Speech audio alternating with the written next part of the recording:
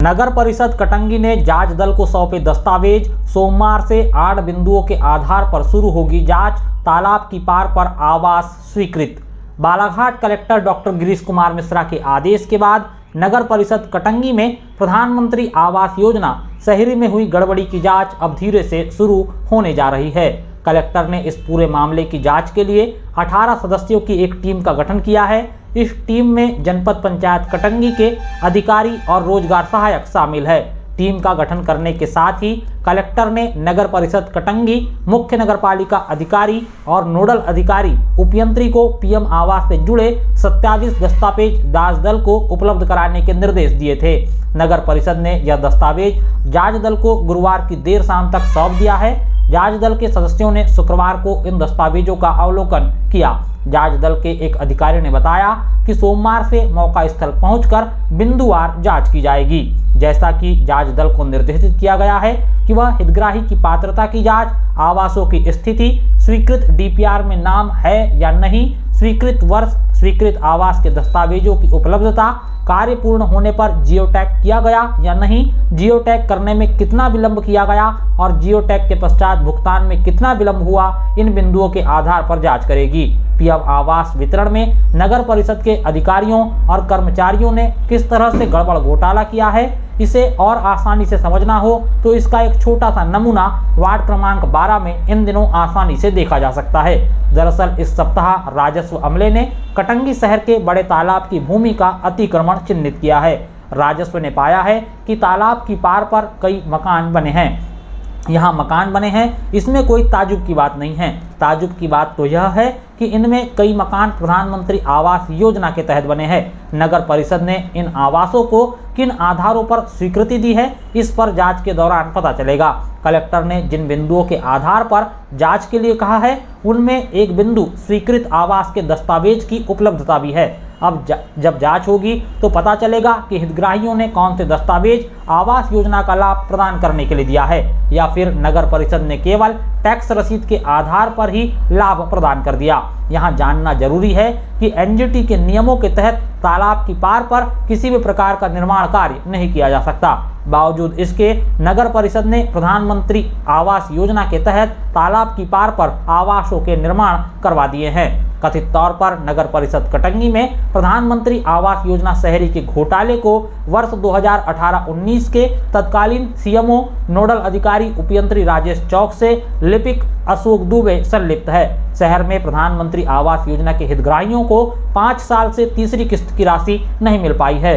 नगर के प्रत्येक वार्ड में ऐसे हितग्राही मौजूद हैं जिन्हें तीसरी किस्त आज तक नहीं मिल पाई है। इन हितग्राहियों ने साहूकारों से पैसा और दुकानदारों से सामग्री उधार लेकर अपना मकान पूर्ण करवाया है।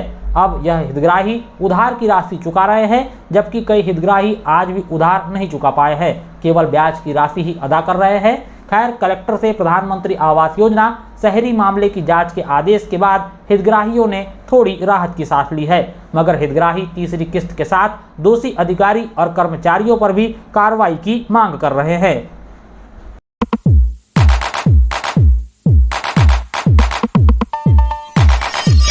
कटंगी शहर के बस स्टैंड के पास अनियंत्रित होकर खुली नाली में घुसी कार, बाल बाल बचा चालक।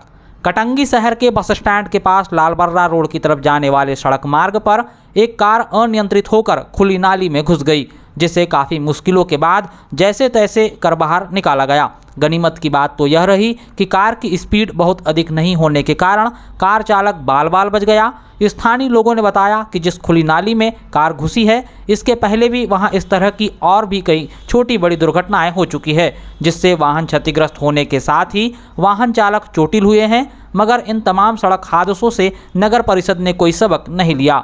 रहवासियों ने बताया कि इस तरह खुली नाली रखना नगर परिषद कटंगी की घोर लापरवाही को प्रदर्शित करता है। जो कार नाली में घुसकर क्षतिग्रस्त हुई है, वह वरुण निवासी नरेंद्र करहारी की है और वह स्वयं वाहन को चला रहे थे। घटना के बाद राहगीरों और स्थानीय लोगों की मदद से कार को बाहर निकाला गया।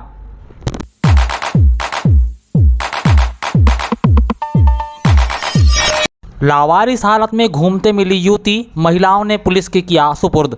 गुरुवार की देर रात जनपद पंचायत कार्यालय के सामने मुख्य सड़क पर करीब 21 वर्षीय युवती को लावारिस स्थिति में घूमते हुए कटंगी शहर के वार्ड क्रमांक 5 की कुछ महिलाओं ने देखा, जिसके बाद महिलाओं ने युवती को रात्रि में ही पुलिस के पास पहुंचाया, किंतु थाने में महिला बल नहीं होने के कारण पुलिस ने युवती को रात्रि में महिलाओं के पास ही सुरक्षित रखने को कहा। वहीं शुक्रवार की दोपहर युवती को कटंगी थाने में महिला डेस्क प्रभारी के हवाले कर दिया गया। पुलिस अब युवती को बालाघाट वन स्टॉप सेंटर लेकर गई है। युवती मानसिक रूप से कमजोर दिखाई पड़ती है। जैसा कि युवती ने बातचीत करते हुए महिलाओं को अपना नाम रिया, पिता राजेश मेश्राम, निवासी बालाघाट, श्रीनगर बताया है।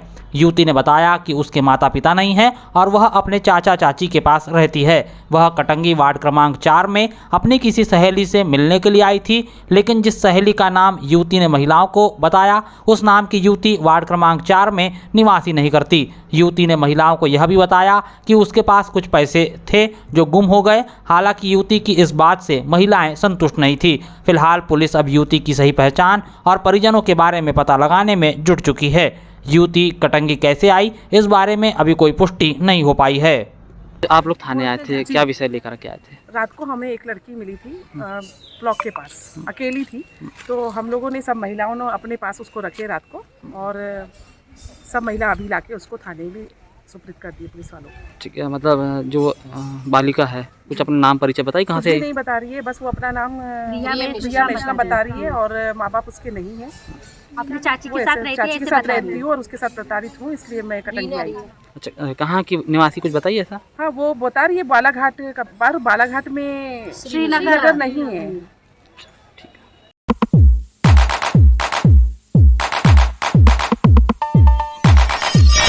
कटंगी में धूमधाम और उत्साह के साथ मनाई गई भगवान परशुराम की जयंती। विविध कार्यक्रम हुए आयोजित। अन्याय के विरुद्ध शस्त्र उठाने और संपूर्ण मानव समाज को अन्याय का विरोध करने के लिए प्रेरित करने वाले भगवान विष्णु के 6वें अवतार भगवान परशुराम की जयंती अक्षय तृतीया के मौके पर शुक्रवार को कटंगी में बेहद धूमधाम और उत्साह के साथ मनाई गई। नगर के सत्संग भवन प्रांगण में ब्रह्म समाज ने भगवान परशुराम के छायाचित्र का पूजन कर जयंती कार्यक्रम की शुरुआत की। इस दौरान नगर के सभी ब्राह्मण समाज के लोग पूजन में शामिल हुए। दोपहर 12 बजे भवन में भगवान परशुराम की महाआरती हुई।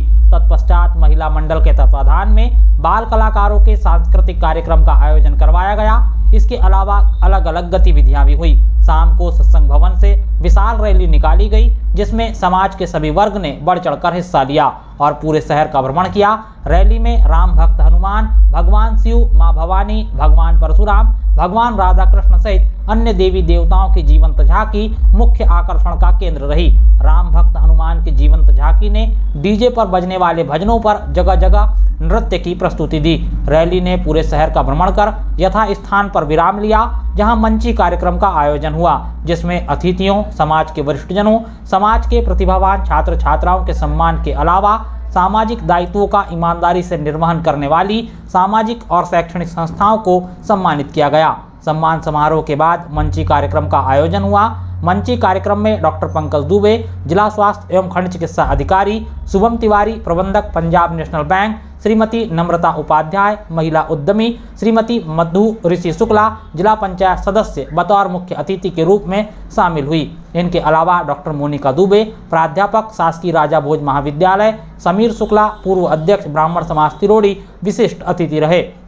मंची कार्यक्रम की अध्यक्षता पंडित दिनेश शर्मा ने की। अतिथियों ने मंचासीन कार्यक्रम को संबोधित करते हुए समाज के उत्थान पर अपने विचार रखे। देर शाम कवि सम्मेलन का आयोजन हुआ। कवि सम्मेलन में राष्ट्रीय कवि नरेंद्र मिश्र, हास्य व्यंग कवि आलोक सागर मिश्र, मशहूर शायर अनुज तिवारी, श्रृंगार रस कवित्री निशा आनंद तिवारी, रामकुमार चतुर्वेदी, रामानंद तिवारी, राजेंद्र शुक्ल ने काव्य पाठ किया।